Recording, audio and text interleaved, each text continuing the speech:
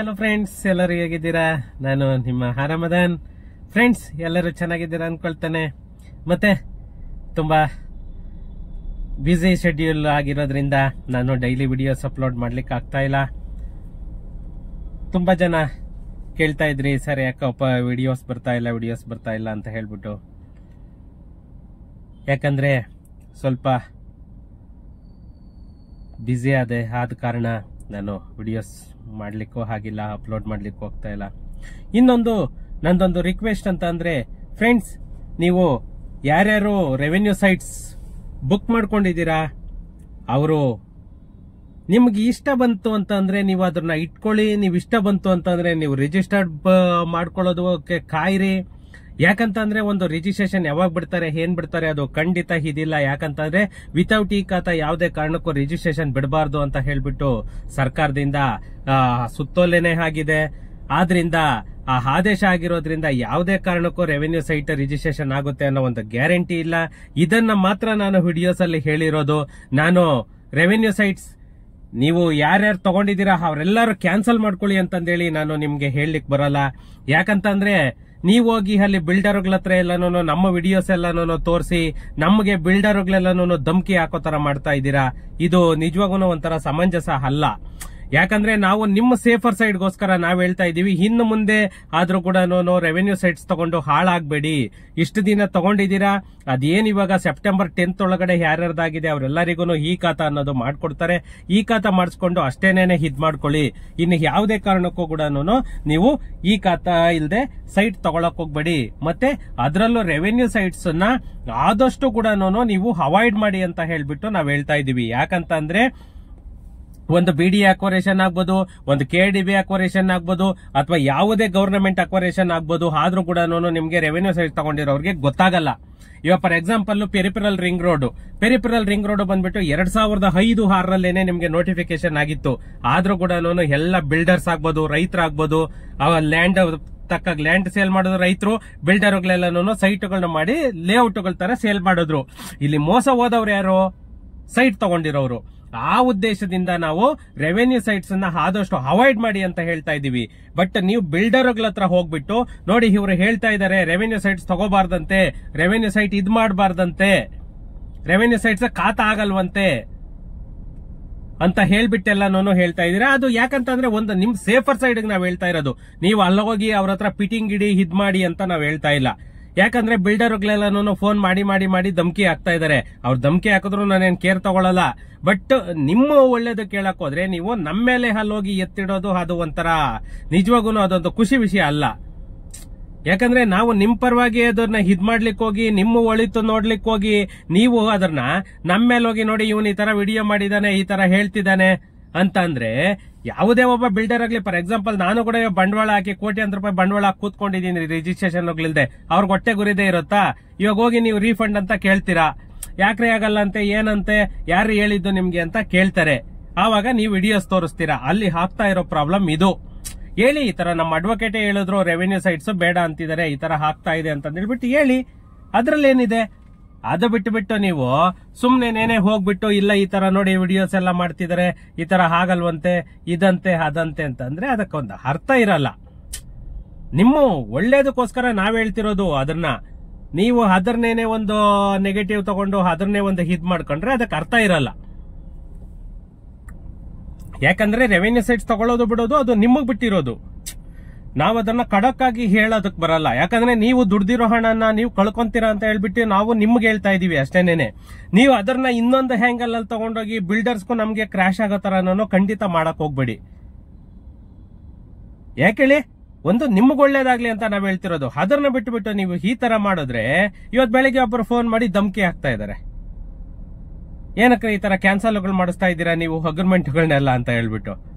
ನಮ್ಗೇನಕ್ಕೆ ಬೇಕಿದೆಲ್ಲಾನು? ನಿಮ್ಗೆ ಅದು ಹೇಳಲಿಕ್ಕೆ ಬರಲ್ವಾ? ನಿಮ್ಗೆ ನಿನ್ನೆ ಒಂದು 2-3 ಜನ ಕಾಲ್ ಮಾಡಿದ್ರಿ, ನೀವು ಅವರೇ ಯಾರೋ ಹೋಗಿರೋದು ಇವತ್ತು ರೀಫಂಡಿಗೆ. ಸ್ವಲ್ಪ ಬುದ್ಧಿ ಕಲ್ತ್ಕೊಳ್ಳಿ.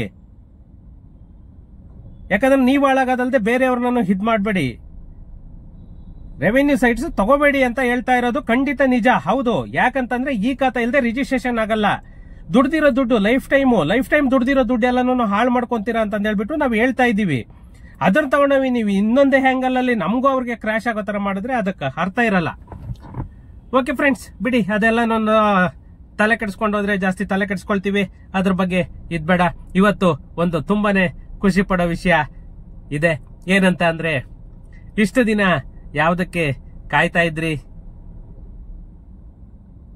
ಸರ್, ಖಾತಾ ಆಗ್ತಾ ಇಲ್ಲ, ಈ ಖಾತಾ ಆಗ್ತಾ ಇಲ್ಲ, ಈ ಖಾತಾ ಆಗ್ತಾ ಇಲ್ಲ ಅಂತ ಹೇಳ್ಬಿಟ್ಟು RDPR ಅಲ್ಲಿ ಒಂದು ಕರ್ನಾಟಕ ಸರ್ಕಾರದಿಂದ ಸುತ್ತೋಲೆಯನ್ನ ಹೊರಡಿಸಲಾಗಿದೆ. ಆಲ್ರೆಡಿ ಸುತ್ತೋಲೆ ಕೂಡ ನಿನ್ನೆ ಬಂದಾಯ್ತು. ಏನಂತ ಅಂದ್ರೆ, ಅದು ಕ್ಯಾಟಗರಿ ವೈಸ್ ಮಾಡ್ತಿದ್ದಾರೆ.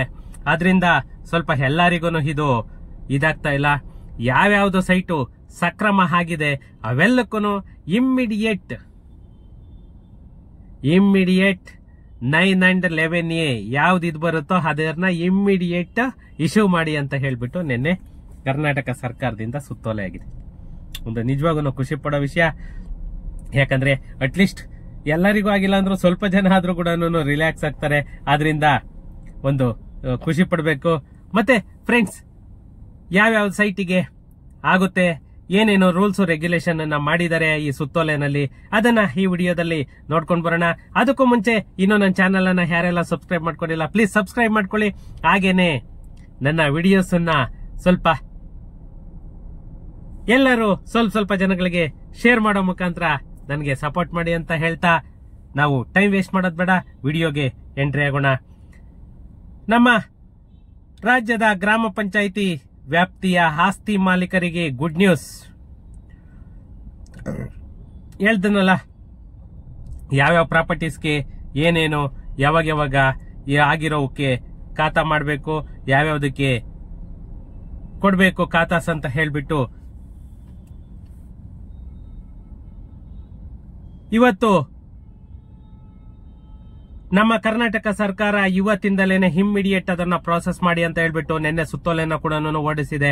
ಆ ಸುತ್ತೋಲೆನಲ್ಲಿ ಏನೇನಿದೆ ಅನ್ನೋದನ್ನ ಈ ವಿಡಿಯೋದಲ್ಲಿ ನೋಡೋಣ. ನಮ್ಮ ಗ್ರಾಮ ಪಂಚಾಯಿತಿ ವ್ಯಾಪ್ತಿಯಲ್ಲಿ ಯಾವ್ಯಾವ ಆಸ್ತಿಗಳು ಅಂತ ಅಂದ್ರೆ, ಭೂ ಕಂದಾಯದ ಅಧಿನಿಯಮದ ಪ್ರಕಾರ ಅಂದ್ರೆ 1964ರ ಪ್ರಕರಣ 94C ಮತ್ತೆ 94CC ಮತ್ತೆ 94D ಈ ಸ್ಕೀಮುಗಳಲ್ಲಿ ಯಾವ್ಯಾವ್ದು ಸೈಟ್ಸ್ಗಳು ಬಂದಿರುತ್ತೆ ಅಥವಾ ಮನೆ ಬಂದಿರುತ್ತೆ, ಇದರಲ್ಲಿ ಯಾವ್ಯಾವ್ದು ಮಂಜೂರಾಗಿರುತ್ತೆ, 94C, 94CC ಮತ್ತೆ 94D ಇವುದ್ರಲ್ಲಿ ಬಂದು ಯಾವ್ಯಾವ್ದು ಪ್ರಾಪರ್ಟಿಗಳು ಅಕ್ರಮ ಸಕ್ರಮ ಅಂತ ಏನ್ ಹೇಳ್ತೀವಿ, ಅದರಲ್ಲಿ ಸಕ್ರಮ ಅಂತಂದೇಳಿ ಯಾವ್ದು ಮಾಡಿದ್ದಾರೆ ಅವಕ್ಕೆಲ್ಲನೂ ಇಮ್ಮಿಡಿಯೇಟ್ 9 ಮತ್ತು 11A ಕೊಡ್ಬೇಕು ಅಂತ ಹೇಳ್ಬಿಟ್ಟು ನಮ್ಮ ಕರ್ನಾಟಕ ಸರ್ಕಾರ ಮಹತ್ವದ ಆದೇಶನ ಹೊರಡಿಸಿದೆ. ಅದರಲ್ಲಿ ಈ ಅಧಿನಿಯಮದಲ್ಲಿ ಏನೇನು ಚೇಂಜಸ್ ಇದೆ, ಏನೇನು ತಿದ್ದುಪಡಿ ಇದೆ, ಯಾವ್ಯಾವ ಪ್ರಾಪರ್ಟಿಗಳಿಗೆ 9 ಮತ್ತೆ 11A ಕೊಡಬೇಕು ಅಂತ ಹೇಳ್ಬಿಟ್ಟು ತೀರ್ಮಾನ ಮಾಡಿದ್ದಾರೆ. ನೋಡೋಣ. ಯಾಕಂತಂದ್ರೆ ಈ 94D ನಲ್ಲಿ ಏನೇನು ಪ್ರಕರಣಗಳು ಬರುತ್ತೆ, ಆ ಪ್ರಕರಣದಲ್ಲಿ ನಮ್ಮ ಕಂದಾಯ ಇಲಾಖೆಯಿಂದ ಯಾವ್ಯಾವ್ದು ವಿತರಣೆ ಮಾಡಿರ್ತಾರೆ, ಆ ವಿತರಣೆ ಮಾಡಿರೋ ಹಕ್ಕುಪತ್ರಗಳಿಗೆ ಸಂಬಂಧಿಸಿದಂತೆ ಗ್ರಾಮ ಪಂಚಾಯಿತಿಗಳಲ್ಲಿ ಯಾವ್ಯಾವ್ದು ಗೊಂದಲಗಳಿದೆ, ಆ ಗೊಂದಲಗಳನ್ನ ಲಾಸ್ಟ್ ಏನು ಸಭೆ ನಡೀತು ಆ ಸಭೆಯಲ್ಲಿ ತೀರ್ಮಾನವನ್ನು ಕೈಗೊಳ್ತು. ಆ ತೀರ್ಮಾನದಲ್ಲಿ ಇವತ್ತು ಈ ಸ್ವತ್ತು ಅನ್ನೋದು ಮಾಡಬೇಕು ಅಂತ ಹೇಳ್ಬಿಟ್ಟು ಕೂಡ ಒಂದು ಮಹತ್ವದ ನಿರ್ಧಾರ ಕೂಡ ಮಾಡ್ತು. ನಮ್ಮ ಕಂದಾಯ ಸಚಿವರಾಗ್ಬೋದು ಅಥವಾ ನಮ್ಮ RDPR ಮಿನಿಸ್ಟರ್ ಏನಿದ್ದಾರೆ ಪ್ರಿಯಾಂಕಾ ಖರ್ಗೆ ಅವರಾಗ್ಬೋದು, ಒಂದು ಜನಗಳ ಬೆಂಬಲಕ್ಕೆ ನಿಂತಿದ್ದಾರೆ ಅಂತಲೇನೆ ಹೇಳ್ಬೇಕು. ಯಾಕಂದ್ರೆ ಒಂದು RDPR ಅನ್ನೋದು ತುಂಬಾನೇ ಡೆವಲಪ್ ಆಗ್ಬೇಕಾಗಿರೋದು. ಯಾಕಂದ್ರೆ ದೇಶದ ಬೆನ್ನೆಲುಬು ನಮ್ಮ ರೈತರು ಏನು ವಾಸ ಮಾಡ್ತಾರೆ ಅವರಿಗೇನೆ ಫಸ್ಟ್ ಪ್ರಿಫರೆನ್ಸ್ ಕೊಡಬೇಕು ಅನ್ನೋದು ನನ್ನ ಅನಿಸಿಕೆ ಕೂಡ. ಅದೇ ತರ ಫಸ್ಟ್ ಪ್ರಿಫರೆನ್ಸ್ ಅವ್ರಿಗೆ ಕೊಡ್ಲಿ ಅಂತ ಹೇಳ್ತಾ ನೋಡೋಣ. ಕಂದಾಯ ಇಲಾಖೆಯ ತಂತ್ರಾಂಶದ ಮೂಲಕ ತಹಸೀಲ್ದಾರ್ ಅವರಿಂದ ಸ್ವೀಕರಿಸಲಾದ ಹಕ್ಕುಪತ್ರಗಳಲ್ಲಿ ಏನಾದರೂ ತಪ್ಪಾದ ಅಥವಾ ಅಪೂರ್ಣ ವಿಸ್ತೀರ್ಣ ಅಥವಾ ಚೆಕ್ಕುಬಂದಿ ಏನಾದರೂ ಚೇಂಜಸ್ ಇತ್ತು ಅಂತ ಅಂದ್ರೆ ಈ 94CC ನಲ್ಲಾಗ್ಬೋದು, 94C ನಲ್ಲಾಗ್ಬೋದು, 94D ನಲ್ಲಾಗ್ಬೋದು, ಯಾವ್ಯಾವ್ದೋ ಹಕ್ಕುಪತ್ರಗಳನ್ನ ಇಶ್ಯೂ ಮಾಡಿರ್ತಾರೆ. ಆ ಹಕ್ಕುಪತ್ರಗಳಲ್ಲಿ ಏನಾದ್ರೂ ಪೂರ್ತಿ ಮಾಹಿತಿ ಇಲ್ಲದೆ ಅಥವಾ ಚೆಕ್ ಬಂದಿ ಏನಾದ್ರೂ ಮ್ಯಾಚ್ ಆಗ್ತಾ ಇಲ್ಲ ಅಂತಂದ್ರೆ ಅಂತಹ ಅಪ್ಲಿಕೇಶನ್ ಅನ್ನ ಇಮ್ಮಿಡಿಯೇಟ್ ರಿಜೆಕ್ಟ್ ಮಾಡಿ ಅನ್ನೋದು ಒಂದು ಪಾಯಿಂಟ್. ಸೆಕೆಂಡ್ ಪಾಯಿಂಟ್, ತಪ್ಪಾದ ಅಥವಾ ಅಪೂರ್ಣ ಮಾಹಿತಿಯುಳ್ಳ ಹಕ್ಕುಪತ್ರಗಳಿಗೆ ಗ್ರಾಮ ಪಂಚಾಯಿತಿಯಲ್ಲಿ ಈಗಾಗಲೇ PID ನಂಬರ್ಗಳನ್ನ ಏನು ಸೃಷ್ಟಿ ಮಾಡಿದ್ದಾರೆ ಆ ಸೃಷ್ಟಿ ಮಾಡಿರೋ ಸಂದರ್ಭದಲ್ಲಿ ಆ XML ಫೈಲ್, ಯಾಕಂತಂದ್ರೆ ಇದೆಲ್ಲಾನು ಒಂದು ಫೈಲ್ ಅನ್ನ ಸ್ಟೋರೇಜ್ ಆಗಿರುತ್ತೆ. ಪ್ರತಿಯೊಂದು ಪ್ರಾಪರ್ಟಿ ಡೀಟೇಲ್ಸ್ ಕೂಡ ನಮ್ಮ ಪಂಚತಂತ್ರದಲ್ಲಿ ಏನು ಇದಿರುತ್ತೆ ಅದು XML ಫೈಲ್ ಅಲ್ಲಿ ರಿಜೆಕ್ಟ್ ಮಾಡಬೇಕು. ಆ ರಿಜೆಕ್ಟ್ ಮಾಡಿ ಆಲ್ರೆಡಿ ಏನಾದ್ರೂ ರಿಜೆಕ್ಟ್ ಆಗಿದ್ರೆ ಒಂದು ವೇಳೆ ನೋಟಿಸ್ ಅನ್ನ ಸೃಜಿಸಿ, ಅಂದ್ರೆ ನೋಟಿಸ್ ಅನ್ನ ಸೃಷ್ಟಿ ಮಾಡಿ 15 ದಿನಗಳ ಮಿಟೇಷನ್ ಅವಧಿಯಲ್ಲಿ ಅಂತಹ PIDಗಳನ್ನು ಅನುಮೋದಿಸದೆ ಫಲಾನುಭವಿಗಳಿಗೆ ಮಾಹಿತಿಯನ್ನ ತಿಳಿಸಿ ತಹಶೀಲ್ದಾರರಿಗೆ ಹಾಗೂ ಕಾರ್ಯನಿರ್ವಾಹಕ ಅಧಿಕಾರಿಗಳಿಗೆ ಮುಂದಿನ ಕ್ರಮಕ್ಕಾಗಿ ಕಳುಹಿಸಿಕೊಡಲಾಗುತ್ತದೆ. ಯಾಕಂದ್ರೆ ಯಾವುದೇ ಹಕ್ಕುಪತ್ರದಲ್ಲಿ ಅಪೂರ್ಣ ಮಾಹಿತಿ ಅಂತಂದ್ರೆ ಅರ್ಧಂಬರ್ಧ ಮಾಹಿತಿ ಏನಿರುತ್ತೆ ಅಥವಾ ಚೆಕ್ ಬಂದಿ ಏನು ಟ್ಯಾಲಿ ಆಗ್ತಾ ಇರಲ್ಲ ಅವೆಲ್ಲನೂ ಈ XML ಫೈಲ್ ಅಲ್ಲಿ ಏನು ಸೇವ್ ಆಗಿರುತ್ತೆ ಅಲ್ಲಿ ರಿಜೆಕ್ಟ್ ಮಾಡಿಬಿಟ್ಟು ಅದನ್ನ ನೆಕ್ಸ್ಟ್ ಫರ್ದರ್ ಸ್ಟೆಪ್ ಅವರಿಗೆ ಯಾವ ತರ ಕೊಡಬೇಕು ಅನ್ನೋದನ್ನ ತಹಸೀಲ್ದಾರರು ಮತ್ತೆ ಕಾರ್ಯನಿರ್ವಾಹಕ ಅಧಿಕಾರಿಗಳು ಇಒ ಏನಿದ್ದಾರೆ ಅವರಿಗೆ ಕಳಿಸ್ಕೊಡ್ಬೇಕು. ಥರ್ಡ್ ಪಾಯಿಂಟ್ ಏನಿದೆ ನೋಡೋಣ. ತಹಸೀಲ್ದಾರ್ ಅವರಿಂದ ಸ್ವೀಕರಿಸಲಾದ ಹಕ್ಕುಪತ್ರಗಳ ವಿವರಗಳ ಅನ್ವಯ ಈಗಾಗಲೇ ಗ್ರಾಮ ಪಂಚಾಯಿತಿಯ ಪಂಚತಂತ್ರ ತಂತ್ರಾಂಶದಲ್ಲಿ ಫಲಾನುಭವಿಯ ವಿವರಗಳು ಇದ್ದಲ್ಲಿ ತಹಸೀಲ್ದಾರ್ ಅವರಿಂದ ಸ್ವೀಕರಿಸಲಾದ ಹಕ್ಕುಪತ್ರಗಳಿಗೆ ಹೊಸದಾಗಿ ಈ ಸ್ವತ್ತು ತಂತ್ರಾಂಶದಲ್ಲಿ PID ನಂಬರ್ ಅನ್ನ ಸೃಜಿಸದೆ, ಅಂದ್ರೆ PID ನಂಬರ್ ಅನ್ನ ಸೃಷ್ಟಿ ಮಾಡದೆ ಪಂಚತಂತ್ರ ತಂತ್ರಾಂಶದಲ್ಲಿನ ಆಸ್ತಿಯ PIDಗೆ ಅವರಿಗೆ ಏನು ಹಕ್ಕುಪತ್ರ ಕೊಟ್ಟಿರ್ತಾರೆ ಅದೇ PID ನಂಬರಿಗೆನೆ ಲಿಂಕ್ ಮಾಡಬೇಕು. ಯಾವುದೇ ಒಬ್ಬ ತಹಸೀಲ್ದಾರ್ ಆಗ್ಬೋದು ಅಥವಾ ಇಒ ಆಗ್ಬೋದು, ಈ ಪಂಚತಂತ್ರದಲ್ಲಿ ಏನಿರುತ್ತೆ ಅದೇ PID ನಂಬರಿಗೆ ಇವರ ಹಕ್ಕುಪತ್ರನ ಕೂಡ ಲಿಂಕ್ ಮಾಡಬೇಕು. ಫೋರ್ತ್ ಪಾಯಿಂಟ್ ಏನಿದೆ ನೋಡೋಣ. ಪಂಚತಂತ್ರ ತಂತ್ರಾಂಶದಲ್ಲಿನ ಮಾಹಿತಿಗೆ ಹಕ್ಕುಪತ್ರಗಳನ್ನ ಜೋಡಣೆ ಮಾಡದೆಯೇ ಹಕ್ಕುಪತ್ರಗಳಿಗೆ ಹೊಸದಾಗಿ ಈ ಸ್ವತ್ತು ತಂತ್ರಾಂಶದಲ್ಲಿ PID ಏನಾದ್ರೂ ಸೃಷ್ಟಿಸಿದ್ದರೆ, PID ನಂಬರ್ ಕ್ರಿಯೇಟ್ ಆಗಿದ್ದರೆ ಪಂಚತಂತ್ರದಲ್ಲಿನ ಹಳೆಯ PIDಯನ್ನ ಡಿಸೇಬಲ್ ಮಾಡಬೇಕು, ನಿಷ್ಕ್ರಿಯಗೊಳಿಸಬೇಕು. ಯಾಕಂತಂದ್ರೆ ಆ ಹಕ್ಕುಪತ್ರನ ಏನು ಲಿಂಕ್ ಮಾಡ್ತೀವಿ ಆಮೇಲೆ ಎರಡೂನು ಟ್ಯಾಲಿ ಆಗಲ್ಲ, ಅಲ್ಲಿ ಬಂದ್ಬಿಟ್ಟು ಮಿಸ್ ಮ್ಯಾಚ್ ಅಂತಂದೇಳಿ ರಿಜೆಕ್ಟ್ ಆಗುತ್ತೆ. ಆದ್ರಿಂದ ಏನಾದ್ರೂ ಪಂಚತಂತ್ರದಲ್ಲಿ ಅಂತಹ ಸೈಟ್ಗಳಿಗೆ ಏನಾದ್ರೂ PID ನಂಬರ್ ಆಲ್ರೆಡಿ ಕ್ರಿಯೇಟ್ ಆಗಿದ್ರೆ ಆ PID ನಂಬರ್ ಅನ್ನ ರಿಜೆಕ್ಟ್ ಮಾಡಿ, ಮೀನ್ಸ್ ಡಿಲೀಟ್ ಮಾಡಿಬಿಟ್ಟು ಓನ್ಲಿ ಹಕ್ಕುಪತ್ರನ ಪಂಚತಂತ್ರದಲ್ಲಿ ಲಿಂಕ್ ಮಾಡಿ ಅಂತ ಹೇಳ್ತಾ ಇದ್ದಾರೆ. ಫಿಫ್ತ್ ಪಾಯಿಂಟ್ ಏನಿದೆ ನೋಡೋಣ. ಪಂಚತಂತ್ರ ತಂತ್ರಾಂಶದಲ್ಲಿನ ಮಾಹಿತಿಗೆ ಹಕ್ಕುಪತ್ರವನ್ನ ಜೋಡಣೆ ಮಾಡದೆಯೇ ಹಕ್ಕುಪತ್ರಗಳಿಗೆ ಹೊಸದಾಗಿ ಈ ಸ್ವತ್ತು ತಂತ್ರಾಂಶದಲ್ಲಿ PID ನಂಬರ್ ಅನ್ನ ಕ್ರಿಯೇಟ್ ಮಾಡಿ ಪಂಚತಂತ್ರ ತಂತ್ರಾಂಶದಲ್ಲಿ PIDಯನ್ನ ಈ ಸ್ವತ್ತು ತಂತ್ರಾಂಶದಲ್ಲಿ ಒಂದಕ್ಕಿಂತ ಹೆಚ್ಚು ಬಾರಿ ವರ್ಗಾವಣೆಗೆ ಒಳಪಡಿಸಿದ್ದರೆ ಅಂತಹ ಸಂದರ್ಭದಲ್ಲಿ ಯಾವುದೇ ಹಕ್ಕುಪತ್ರಗಳನ್ನ ಸೃಜಿಸಲಾಗಿರುವ PIDಯ XML ಫೈಲ್ಗೆ ಗ್ರಾಮ ಪಂಚಾಯಿತಿಯಿಂದ ನೋಟಿಸ್ ಸೃಷ್ಟಿಸದೆ XML ಫೈಲ್ ಅನ್ನ ರಿಜೆಕ್ಟ್ ಮಾಡಬಹುದು. ನಮ್ಮದು ಏನು ಪ್ರಾಪರ್ಟಿ ಡೀಟೇಲ್ಸ್ ಎಲ್ಲ ಸೇವ್ ಆಗಿರುತ್ತೆ ಅದು ಬಂದ್ಬಿಟ್ಟು 100% ಅದನ್ನ ಡಿಸೇಬಲ್ ಮಾಡಬಹುದು. ಆ ಪ್ರಾವಿಷನ್ ಇದೆ. ಒಂದು ವೇಳೆ ನೋಟಿಸ್ ಕೊಟ್ಟು 15 ದಿನಗಳ ಮಿಟೇಷನ್ ಅವಧಿ ಏನಿರುತ್ತೆ, ಯಾವುದೇ ಒಂದು ಖಾತಾ ಮಾಡ್ಬೇಕಂದ್ರೆ ಅದಕ್ಕೊಂದು ಮಿಟೇಷನ್ ಅಂತಂದೇಳಿ MR ಕ್ರಿಯೇಟ್ ಆಗುತ್ತೆ. ಆ MR ಕ್ರಿಯೇಟ್ ಆಗೋದಕ್ಕೆ 15 ದಿನ ಬೇಕು. ಯಾಕಂತಂದ್ರೆ ಅದು ನೋಟಿಸ್ ಪೀರಿಯಡ್ ಅಂತ ಹೇಳ್ತೀವಿ. ಆ ನೋಟಿಸ್ ಪೀರಿಯಡ್ ಅಲ್ಲಿ ಯಾರಾದ್ರೂ ಏನಾದ್ರೂ ಅಬ್ಜೆಕ್ಷನ್ ಏನಾದ್ರೂ ಹಾಕಿದ್ರೆ ಅಲ್ಲಿ ನಮ್ಮ ಖಾತಾ ಅನ್ನೋದನ್ನ ಸ್ಟಾಪ್ ಮಾಡ್ತಾರೆ. ಆ ಅವಧಿಯಲ್ಲಿದ್ದರೆ ಅಂತಹ PIDಗಳನ್ನ ಅನುಮೋದಿಸದೆ ಫಲಾನುಭವಿಗಳ ಮಾಹಿತಿಯನ್ನು ತಹಸೀಲ್ದಾರ್ ಅವರಿಗೆ ಮುಂದಿನ ಸೂಕ್ತ ತಿದ್ದುಪಡಿಗೆ ವರ್ಗಾಯಿಸುವುದು. ಅಂದ್ರೆ ಯಾವುದೇ ಒಂದು ರಿಜೆಕ್ಟ್ ಆಗಿರೋದು ಕೂಡ ಸುಮ್ನೆ ಹಂಗೆ ಇಟ್ಕೊಳ್ಳಂಗಿಲ್ಲ. ಅದನ್ನ ನೆಕ್ಸ್ಟ್ ಫರ್ದರ್ ಸ್ಟೆಪ್ಗೆ ತಹಸೀಲ್ದಾರ್ಗೆ ಮತ್ತೆ ಇಒಗೆ ಇಮ್ಮಿಡಿಯೇಟ್ ಆ ಫೈಲ್ ಅನ್ನ MR ಪೀರಿಯಡ್ ಏನಿರುತ್ತೆ ಅದೇ ಟೈಮ್ ಅಲ್ಲೇನೆ ವರ್ಗಾವಣೆಗೆ ಕಳಿಸಬೇಕು. ಯಾಕಂತಂದ್ರೆ ಯಾವುದೇ ಖಾತನ್ನ ಕೂಡ ರಿಜೆಕ್ಟ್ ಮಾಡಂಗಿಲ್ಲ. ರಿಜೆಕ್ಟ್ ಮಾಡಿದ್ರು ಕೂಡ ಫರ್ದರ್ ಸ್ಟೆಪ್ಗೆ ತಹಸೀಲ್ದಾರ್ಗಾಗ್ಬೋದು ಅಥವಾ ಇವಾಗ ಆಗ್ಬೋದು, ಅದನ್ನ ಕಳಿಸಿದ್ರೆ ನೆಕ್ಸ್ಟ್ ಫರ್ದರ್ ಏನು ಅಂತಂದೇಳ್ಬಿಟ್ಟು ಅವರು ಡಿಸ್ಕಷನ್ ಮಾಡ್ಬಿಟ್ಟು ಅದನ್ನ ಹಕ್ಕುಪತ್ರ ಇಶ್ಯೂ ಆಗಿದ್ಯಾ ಇಲ್ವಾ, ಮ್ಯಾಚ್ ಆಗಿದ್ಯಾ ಇಲ್ವಾ ಅಂತ ಹೇಳ್ಬಿಟ್ಟು ಎಲ್ಲಾನು ಇನ್ನೊಂದು ಸಾರಿ ಕ್ರಾಸ್ ವೆರಿಫೈ ಮಾಡಿ ಅದಕ್ಕೆ ಖಾತನ್ನ ಇಶ್ಯೂ ಮಾಡ್ತಾರೆ. ಓಕೆ, 6th ಪಾಯಿಂಟ್ ಏನಿದೆ ನೋಡೋಣ.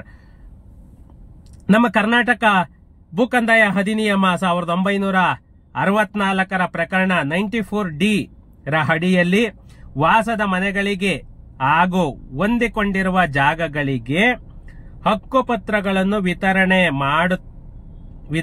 ಮಾಡಲಾಗಿರುತ್ತದೆ. ಯಾವುದು 94D ನಲ್ಲಿ. ಇದು ನಾನು ಹೇಳ್ತಿರೋದು ಅವರಿಗೇನಾದ್ರೂ ಇವಾಗ ಆಲ್ರೆಡಿ ಮನೆಗಳಿದ್ದು ಆ ಮನೆಗಳಿಗೆ ಹೊಂದಿಕೊಂಡಿರೋ ಹಂಗೆ ಅಟ್ಯಾಚ್ ಜಾಗ ಏನಾದ್ರೂ ಇದ್ರೆ ಅಂತವಕ್ಕೆ ಏನಾದ್ರೂ ಹಕ್ಕುಪತ್ರಗಳು ಆಲ್ರೆಡಿ ವಿತರಣೆ ಮಾಡಿದ್ದರೆ ಪ್ರಸ್ತುತ ವಿತರಣೆ ಮಾಡಲಾಗಿರುವ ಹಕ್ಕುಪತ್ರಗಳಲ್ಲಿ ನಿವೇಶನದ ಮಾಹಿತಿ ಇರಲ್ವೋ ಅಂತವನ್ನ ಕಾವೇರಿ ತಂತ್ರಾಂಶದಿಂದ ಗ್ರಾಮ ಪಂಚಾಯಿತಿಗಳು ಫಲಾನುಭವಿ ಹೆಸರಿಗೆ ಸ್ವೀಕರಿಸುವ XML ಫೈಲ್ಗಳನ್ನು ಮ್ಯೂಟೇಷನ್ ಪ್ರಕ್ರಿಯೆಗೆ ಒಳಪಡಿಸುವುದು. ಅಂದ್ರೆ 94D ನಲ್ಲಿ 100% ಅದು ಮಾಹಿತಿ ಇರಲ್ಲ. ಅದರಿಂದ ಅಂತವ್ ಯಾವ್ದಾವ್ದು ಇರುತ್ತೆ ಅಂತವಕ್ಕೆ ಯಾವ್ಯಾವ್ದು ಹಕ್ಕುಪತ್ರನ ಕೊಟ್ಟಿರ್ತೀವಿ ಅದರದ್ದು ಯಾವ್ದು ಮಾಹಿತಿ ಇರಲ್ಲ, ಅವೆಲ್ಲವನ್ನ ಕೂಡ ಕಾವೇರಿ ತಂತ್ರಾಂಶದಿಂದ ಇದು ಮಾಡ್ಕೊಳ್ಬೇಕು ಅಂತ ಹೇಳ್ಬಿಟ್ಟು XML ಫೈಲ್ ಅಲ್ಲಿ ಸೇವ್ ಮಾಡಿರ್ತಾರೆ.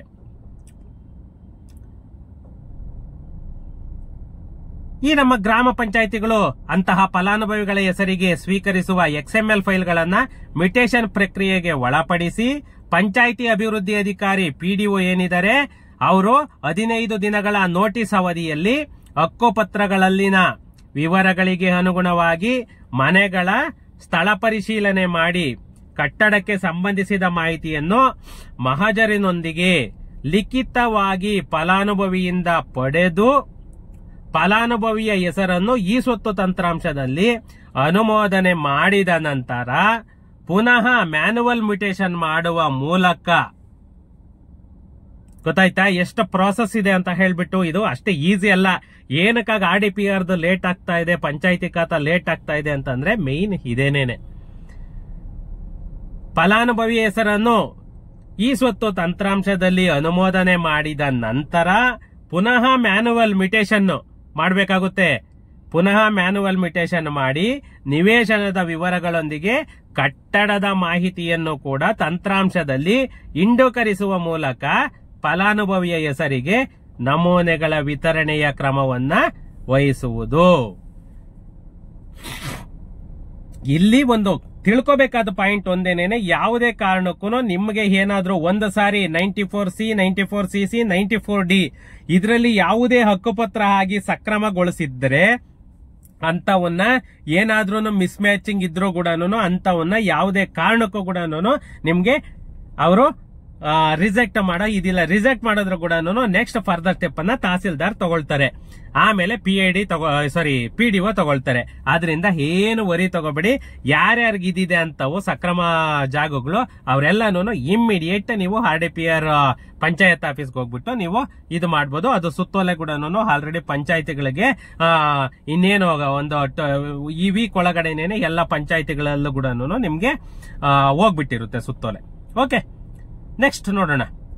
ಹಕ್ಕುಪತ್ರಗಳ ಷರತ್ತುಗಳ ಅನ್ವಯ ಫಲಾನುಭವಿಗಳು ಪಡೆದ ಆಸ್ತಿಯನ್ನು 15 ವರ್ಷಗಳ ಅವಧಿಯವರೆಗೆ ಪರಭಾರೆ ಮಾಡದ ಅಂಶವನ್ನು ಈ ಸ್ವತ್ತು ತಂತ್ರಾಂಶದ ಹಕ್ಕುಗಳು ಹಾಗೂ ಋಣಗಳು ಕಾಲಂನಲ್ಲಿ ಸ್ವಯಂಚಾಲಿತವಾಗಿ ದಾಖಲಾಗಿರುವುದನ್ನು ಮತ್ತೆ ಈ ಸ್ವತ್ತು ನಮೂನೆಗಳಲ್ಲಿ ದಾಖಲಾಗಿರುವುದರ ಬಗ್ಗೆ ಪಂಚಾಯಿತಿ ಅಭಿವೃದ್ಧಿ ಅಧಿಕಾರಿ PDO ಏನಿದ್ದಾರೆ ಅವರು ಇವೆರಡನ್ನ ಪಕ್ಕ ಟ್ಯಾಲಿ ಮಾಡ್ಕೊಳ್ಬೇಕು. ಅಂತಂದ್ರೆ ಈ ಹಕ್ಕುಪತ್ರ ಕೊಟ್ಟು ಲೀಸ್ ಪೀರಿಯಡ್ ಏನು ಮೆನ್ಷನ್ ಆಗಿರುತ್ತೆ 15 ವರ್ಷ 15 ವರ್ಷ ಮುಗಿದಿದ್ಯಾ ಅನ್ನೋದು ಒಂದು. ಯಾಕಂತಂದ್ರೆ ಲೀಸ್ ಪೀರಿಯಡ್ ಮುಗಿದಿಲ್ಲ ಅಂದ್ರೂ ಕೂಡ ಅದು ಈ ಸ್ವತ್ತಿನಲ್ಲಿ ಕ್ಲಿಯರ್ ಕಟ್ ಆಗಿ ಮೆನ್ಷನ್ ಆಗಬೇಕು. ಮತ್ತೆ ಹಕ್ಕುಗಳು ಮತ್ತೆ ಋಣಗಳು ಅದು ಏನು ಬರುತ್ತೆ ಅದರಲ್ಲೂ ಕೂಡ ನಿಮ್ಗೆ ಕ್ಲಿಯರ್ ಆಗಿ ಮೆನ್ಷನ್ ಆಗಬೇಕು. ಇವೆರಡು ಪಾಯಿಂಟ್ ಅನ್ನ ಕೂಡ ಅಲ್ಲಿ ನಮ್ಮ PDO ಅವರು ಕ್ಲಿಯರ್ ಕಟ್ ಚೆಕ್ ಮಾಡ್ಕೊಳ್ಬೇಕು. ನೆಕ್ಸ್ಟ್ ನೋಡೋಣ. ಪರಿಶಿಷ್ಟ ಜಾತಿ ಮತ್ತು ಪರಿಶಿಷ್ಟ ಪಂಗಡಗಳಿಗೆ ಸೇರಿದ ಕಟ್ಟಡ ನಿವೇಶನ, ಈ PTCL ಆಕ್ಟ್ ಅಂತ ಹೇಳೇನ್ ಹೇಳ್ತೀವಿ, ಆ PTCL ವ್ಯಾಪ್ತಿಗೆ ಒಳಪಡುವುದರಿಂದ PTCL ಕಾಯ್ದೆಯಂತೆ ಕ್ರಮ ವಹಿಸುವುದು, ಮೇಲ್ಕಂಡ ಎಲ್ಲಾ ಸೂಚನೆಗಳನ್ನ ಕಟ್ಟುನಿಟ್ಟಾಗಿ ಪಾಲಿಸುವಂತೆ ಎಲ್ಲ ಜಿಲ್ಲಾ ಪಂಚಾಯಿತಿಯ ಮುಖ್ಯ ಕಾರ್ಯನಿರ್ವಾಹಕರು ಮತ್ತೆ ಉಪ ಕಾರ್ಯದರ್ಶಿ ಮತ್ತೆ ಜಿಲ್ಲಾ ಪಂಚಾಯಿತಿಯ ಇತರೆ ಅಧಿಕಾರಿಗಳು ಮತ್ತೆ ತಾಲೂಕ್ ಪಂಚಾಯಿತಿಯ ಕಾರ್ಯನಿರ್ವಾಹಕ ಅಧಿಕಾರಿಗಳು ಹಾಗೂ ಸಹಾಯಕ ನಿರ್ದೇಶಕರು ಮತ್ತೆ ಗ್ರಾಮ ಪಂಚಾಯಿತಿಗಳ ಅಭಿವೃದ್ಧಿ ಅಧಿಕಾರಿಗಳು ಮತ್ತೆ ಗ್ರಾಮ ಪಂಚಾಯಿತಿಯ ಕಾರ್ಯದರ್ಶಿಗಳು ಮತ್ತೆ ದ್ವಿತೀಯ ದರ್ಜೆ ಲೆಕ್ಕ ಸಹಾಯಕರುಗಳಿಗೆ ಇದು ಎಲ್ಲಾನು ಚೆಕ್ ಮಾಡ್ಕೊಳ್ಳಿಕ್ಕೆ ಇಷ್ಟು ಜನಕ್ಕೂ ಕೂಡ ಕರ್ನಾಟಕ ಸರ್ಕಾರದಿಂದ ನೇಮಕ ಅನ್ನೋದನ್ನ ಮಾಡಿದೆ. ಇಷ್ಟು ಜನನು ಯಾಕಂತಂದ್ರೆ ಇಲ್ಲಿ ತಹಸೀಲ್ದಾರು, ಇಒ, PDO ಮೇನ್ ಬರ್ತಾರೆ. ಇವರು ಪ್ರತಿಯೊಂದು ಖಾತನ್ನ ಕೂಡ ಇವರು ಚೆಕ್ ಮಾಡಿದ ಮುಖಾಂತರನೇನೆ ನಿಮ್ಗೆ ಖಾತ ಅನ್ನೋದು ಕೂಡ ಇಶ್ಯೂ ಆಗೋದು. ಫ್ರೆಂಡ್ಸ್, ಇದು ಇವತ್ತಿನ ವಿಡಿಯೋ. ಯಾಕಂತಂದ್ರೆ ಇಷ್ಟು ದಿನ ಕೇಳ್ತಾ ಇದ್ರಿ RDPR ಗ್ರಾಮ ಪಂಚಾಯಿತಿ ಖಾತಾ ಬಿಡ್ಲಿಲ್ಲ, ಗ್ರಾಮ ಪಂಚಾಯಿತಿ ರೆವೆನ್ಯೂ ಸೈಟ್ಸ್ ಖಾತಾ ಬಿಡ್ಲಿಲ್ಲ, ರೆವೆನ್ಯೂ ಸೈಟ್ಸ್ ಖಾತಾ ಬಿಡ್ಲಿಲ್ಲ ಅಂತ ಹೇಳ್ಬಿಟ್ಟು ಇವಾಗ ಸ್ಟೆಪ್ 1 ಏನು ಸಕ್ರಮ ಪ್ರಾಪರ್ಟಿಗಳು ಅಂತ ಏನ್ ಹೇಳ್ತೀವಿ ನಾವು, ಈ ಹಕ್ಕುಪತ್ರ ಸೈಟ್ಗಳಾಗ್ಬೋದು ಮನೆಗಳಾಗ್ಬೋದು ಏನಿರುತ್ತೆ ಅವಕ್ಕೆಲ್ಲನೂ ಇಮ್ಮಿಡಿಯೇಟ್ ಈ ಖಾತಾ ಮಾಡ್ಬೇಕು ಅಂತ ಹೇಳ್ಬಿಟ್ಟು ನಿನ್ನೆ ಅಧಿಸೂಚನೆ ಆಗಿ ಸುತ್ತೋಲೆ ಕೂಡ ಹೊರಡಿಸ್ಬಿಟ್ಟಿದ್ದಾರೆ. ಇಮ್ಮಿಡಿಯೇಟ್ ಅವೆಲ್ಲನೂ ಚಾಲ್ತಿಗೆ ಬರುತ್ತೆ. ಆದ್ರಿಂದ ಯಾರ್ಯಾರು ಆತರ ಸೈಟು ಮನೆ ಎಲ್ಲಾನು ಇದೆ, ಇಮ್ಮಿಡಿಯೇಟ್ ಪಂಚಾಯಿತಿಗೆ ನೀವು ಈ ವಾರದಿಂದಲೇನೆ, ಇನ್ನೇನು ಈ ವಾರದಲ್ಲೇ ಸ್ಟಾರ್ಟ್ ಆಗುತ್ತೆ, ಈ ವಾರದಿಂದಲೇನೆ ಹೋಗ್ಬಿಟ್ಟು ನೀವು ಖಾತಾಗಳನ್ನ ಮಾಡ್ಕೋಬಹುದು. ಮ್ಯಾಕ್ಸಿಮಮ್ 1 ವೀಕ್ ನಿಮ್ಗೆಲ್ಲ ಪಂಚಾಯಿತಿಗಳಲ್ಲೂ ಕೂಡ ನಿಮ್ಗೆ ಈ ಸಕ್ರಮ ಪ್ರಾಪರ್ಟಿಗಳಿಗೆಲ್ಲಾನು ನಿಮ್ಗೆ ಪಂಚಾಯಿತಿಯಿಂದ ಖಾತಾಗಳನ್ನ ಈ ಸ್ವತ್ತನ್ನ ಇಶ್ಯೂ ಮಾಡ್ತಾರೆ. ಈ ರೆವೆನ್ಯೂ ಅನಧಿಕೃತ ಪ್ರಾಪರ್ಟಿಗಳು ಅಂತ ಏನ್ ಹೇಳ್ತೀವಿ, ಆ ಅನಧಿಕೃತ ಪ್ರಾಪರ್ಟಿಗಳು ಕೂಡ ನಿಮ್ಗೆ ಇನ್ನೇನು ಸ್ವಲ್ಪ ದಿನದಲ್ಲೇನೆ ಬಿಡ್ತಾರೆ. 6 ತಿಂಗಳು 8 ತಿಂಗಳು ಅದೆಲ್ಲಾನು 100% ಅದು ಸುಳ್ಳು ಮಾಹಿತಿ.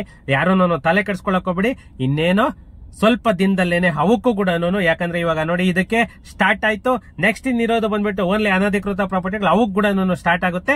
ಸ್ವಲ್ಪ ಪೇಷನ್ಸಿಯಿಂದ ಕಾಯ್ರಿ, ನಾನು ಅದು ಕೂಡ ನಿಮ್ಗೆ ಸ್ವಲ್ಪ ದಿನದಲ್ಲೇನೆ ಅಪ್ಡೇಟ್ ಅನ್ನ ಕೊಡ್ತೀನಿ. Okay, thank you. ನೆಕ್ಸ್ಟ್ ವಿಡಿಯೋದಲ್ಲಿ ಸಿಗೋಣ.